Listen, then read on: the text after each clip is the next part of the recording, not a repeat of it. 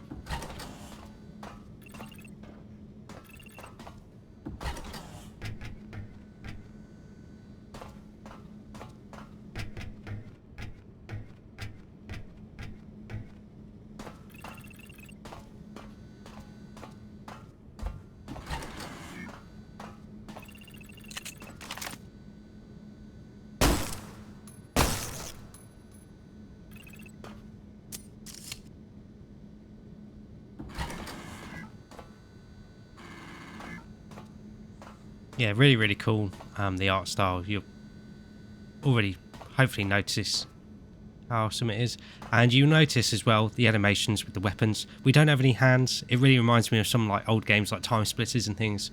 We don't have any hands, but it's very clear what's going on. They're very well done, and actually quite satisfying.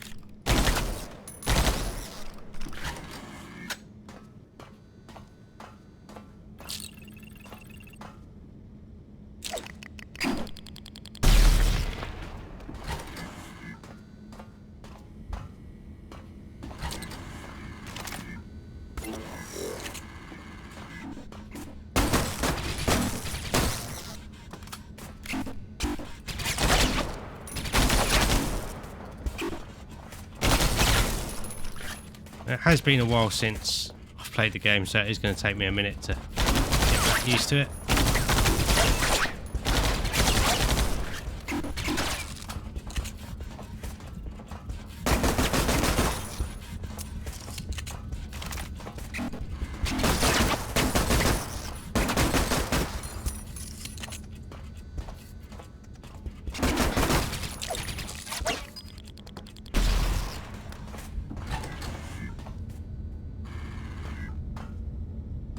And that is a nice little tutorial.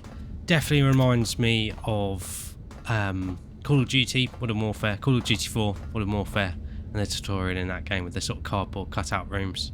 Very, very fun.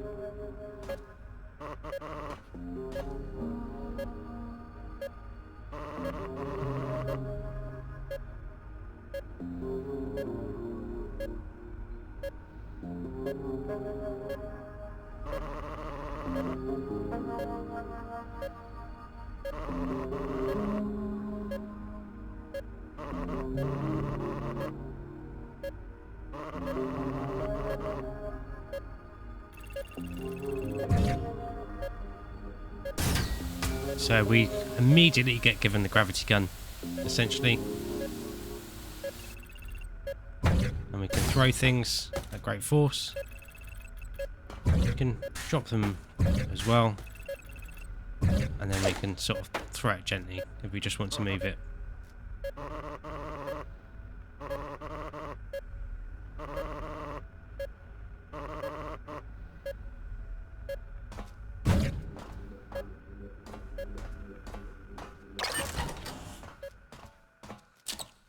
And all throughout the game, there are little secrets like this hidden room here with a very early shotgun, which is normally a weapon that you wouldn't have access to.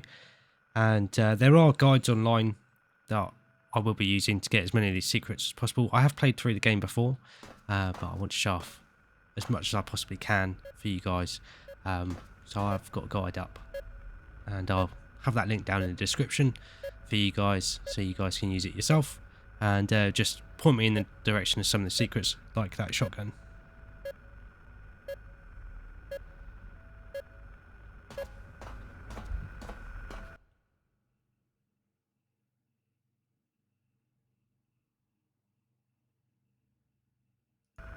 Obviously talking about us there.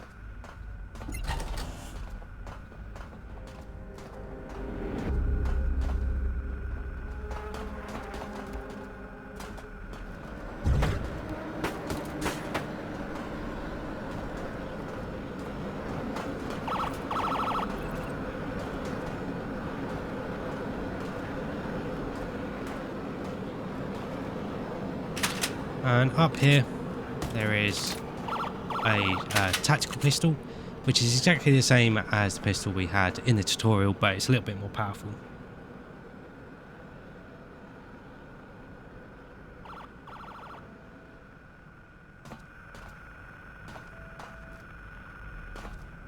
And you might notice this weird box here, and these be in throughout a lot of other levels in the game. We need to find these computer terminals here, and they basically have secret logs on them.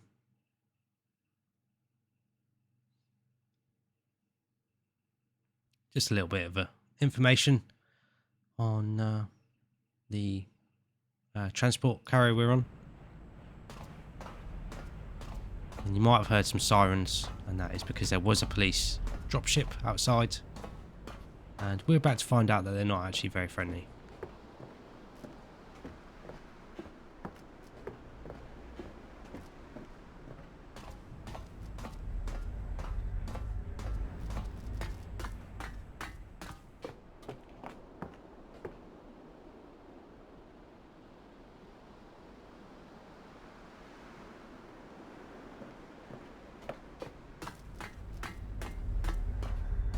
I do think that with the low polygon art style, some of the vistas in the game really make you just want to stop and enjoy them.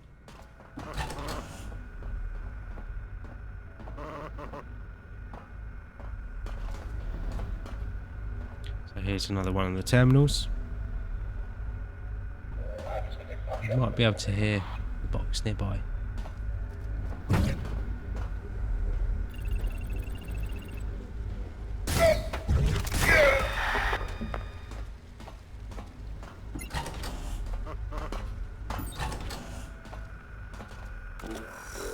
Did pick up a little shield power up as well. Very handy. Means we can survive the fall without taking any damage.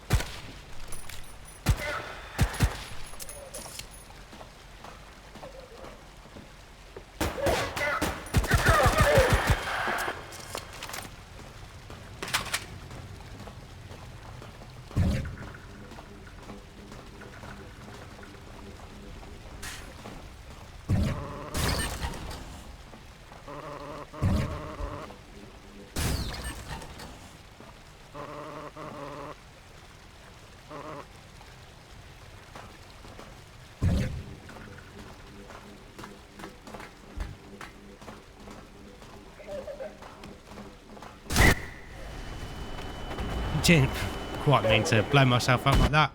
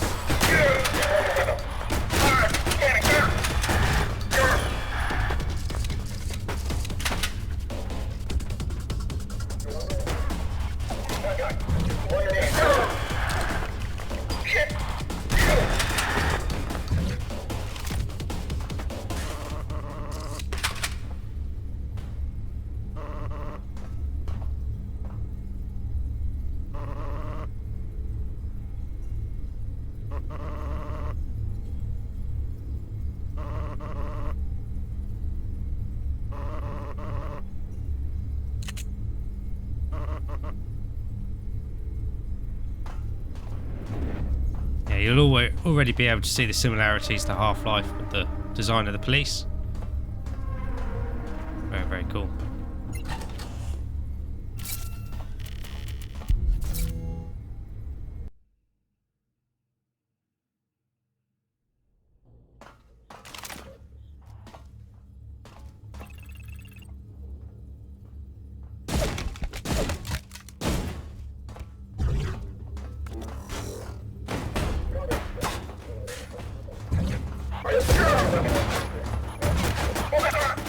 Something that you can do with the gravity arm is just whack people. Doesn't work too well with light objects, but if you picked up, say, that heavy crate we had,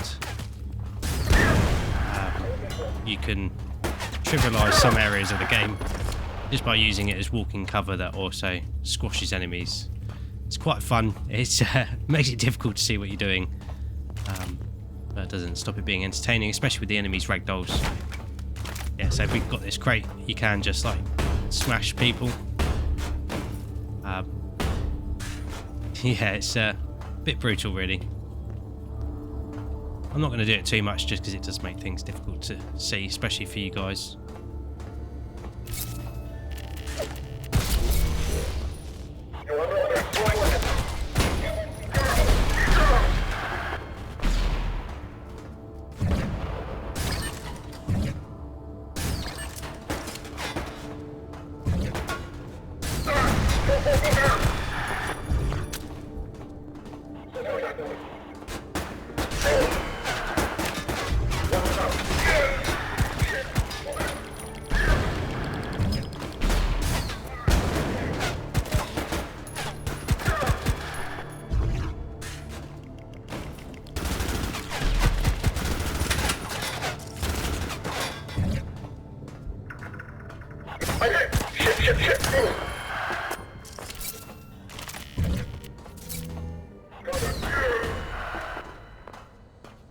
So just here, if we look down, we can get a weapon a little bit early. It's very fun to use. And that is the shard rifle. And it basically functions exactly like the needler from Halo. Very, very cool.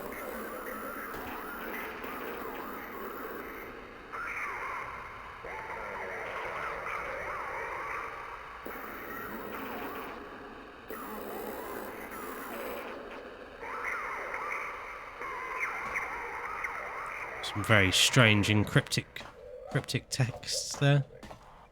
But we'll learn a little bit more about that soon.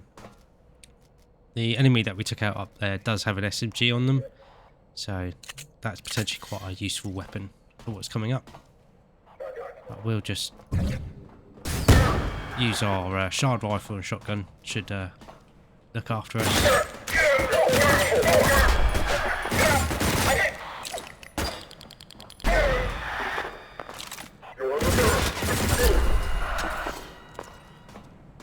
And you can carry 2 weapons along with your pistol. 2 weapons and a sidearm, essentially. We're just going to keep our loadout for the time being.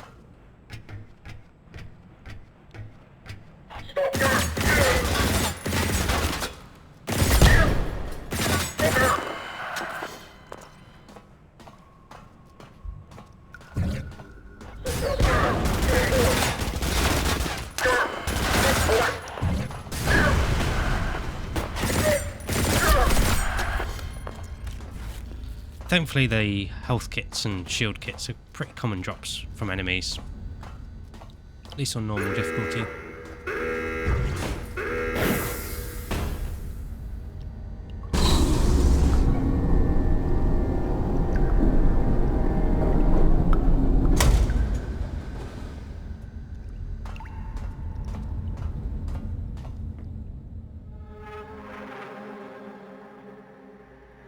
And that is basically the introduction of the game. So now we're going to be getting into the game proper now.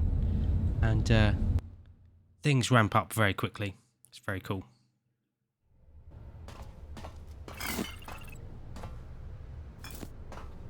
We did just get some Molotov cocktails. They're not too powerful, but can come in handy at certain points throughout the game.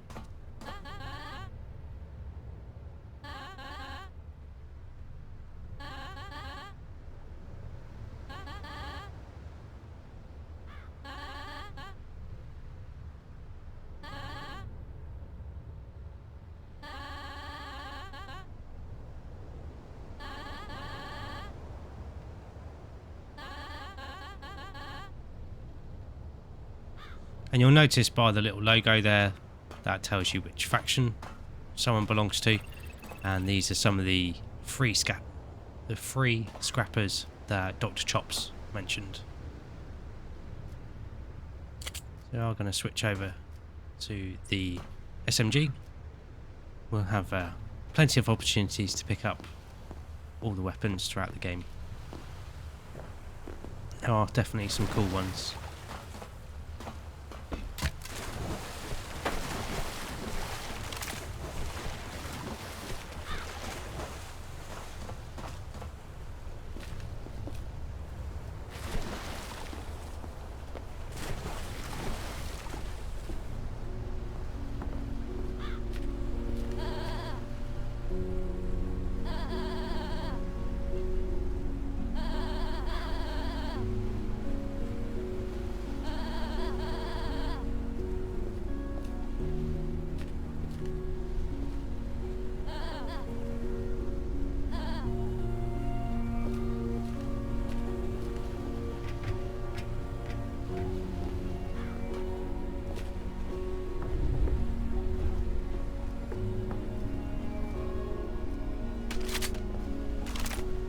So this is one of the secrets mentioned in the guide that I'll have linked down in the description, and it is a very early assault rifle, and yeah, has a grenade launcher as an underbarrel attachment. Very, very cool.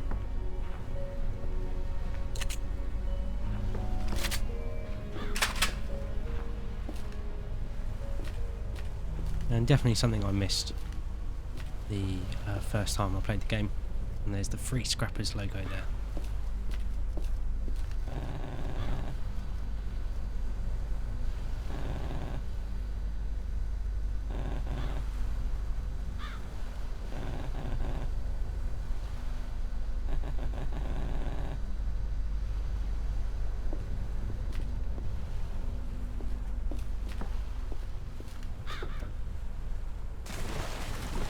Doesn't matter about going in the water, you can swim as well. You'll see this sort of logo here painted on the wall. Oh, I can't.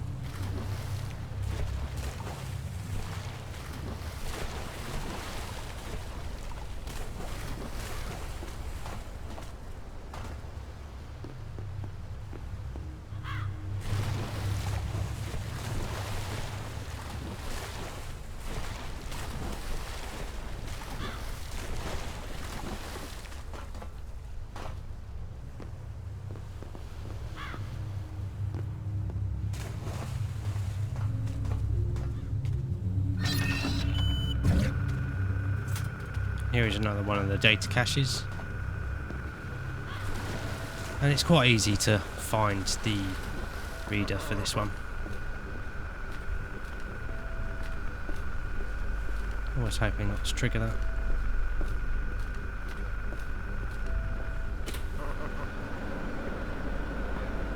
Because there is a police cruiser on the way. We'll have to leave that here. And come back for it. Can't remember exactly what building it's in. Anyway,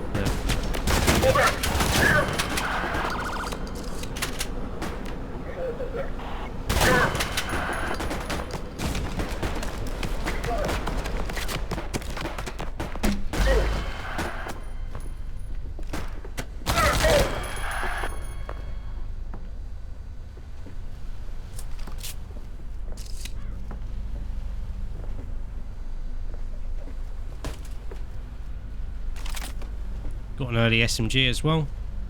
Very cool weapon. Not the most useful in this area, I don't think. We'll make use of it further in the game, I'm sure. You do have to be careful with the dropships. They do have a turret on them, and they'll do a lot of damage to you.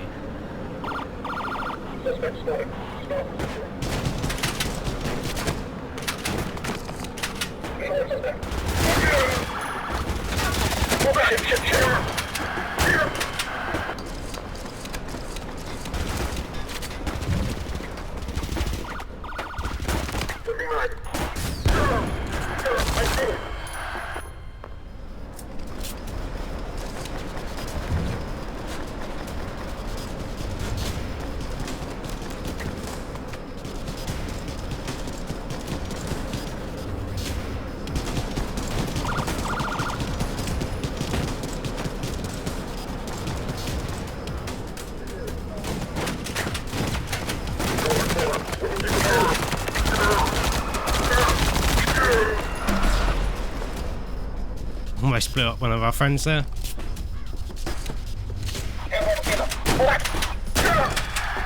Excellent shot with the shotgun.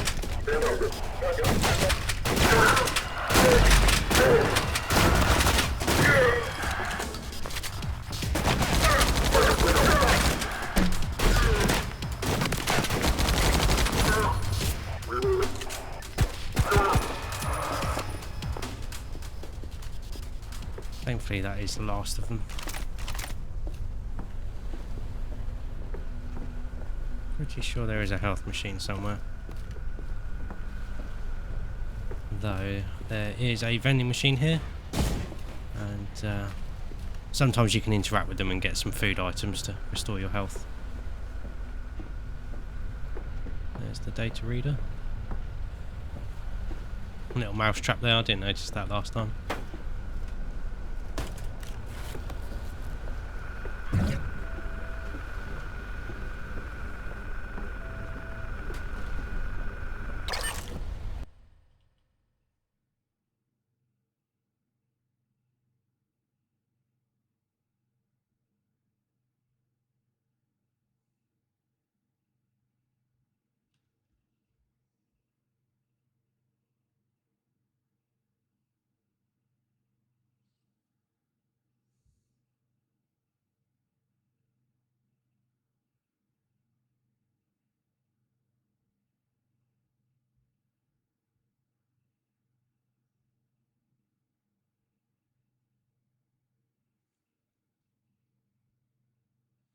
definitely tell something bad happened.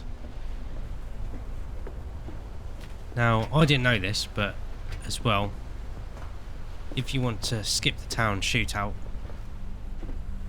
apparently you can make it across the rooftops over to the doctor, and you'll be able to skip fighting against the police. Really, really cool that there's a detail like that.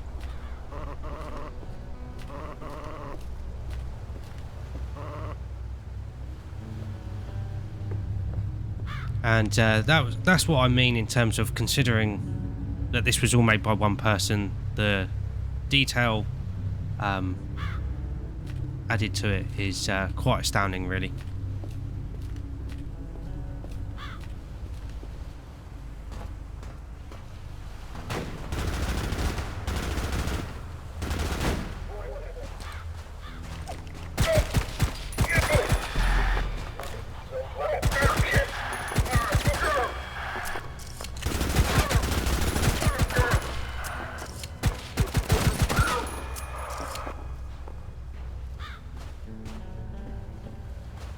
And the tactical pistol is a little bit more powerful, I find, than the regular unupgraded pistol.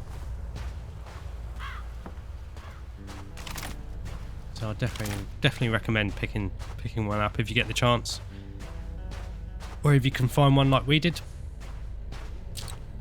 There is also a modifier in the settings you can turn on that gives enemies random weapons, which can be very, very fun.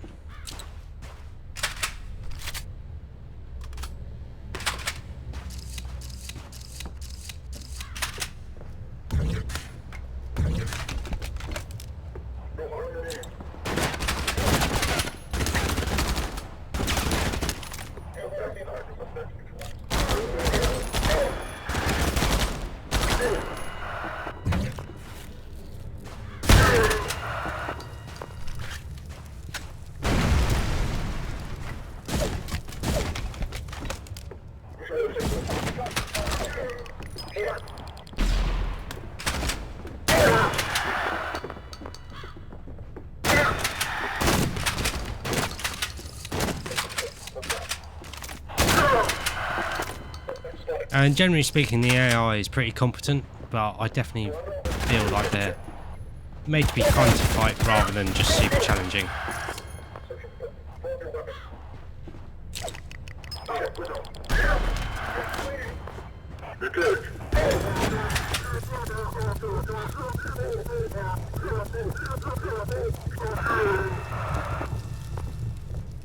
So yeah, you can see the Molotov cocktails can be quite useful, but they're not necessarily the most powerful things in the world.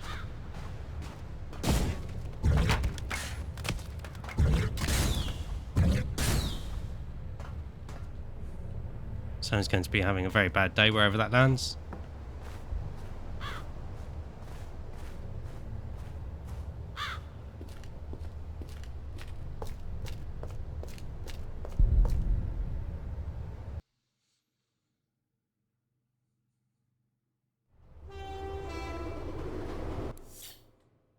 So now we've started the level Railhead.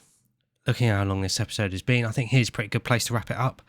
And yeah, I can't stress how much we're only really scratching the surface with this game. It is incredibly fun, and again, developed basically by one person. They really should be proud of their work. And yeah, so I hope you guys have enjoyed this first episode and look forward to the rest of the series. I'm really looking forward to getting back into this game because it has been a while since I played it.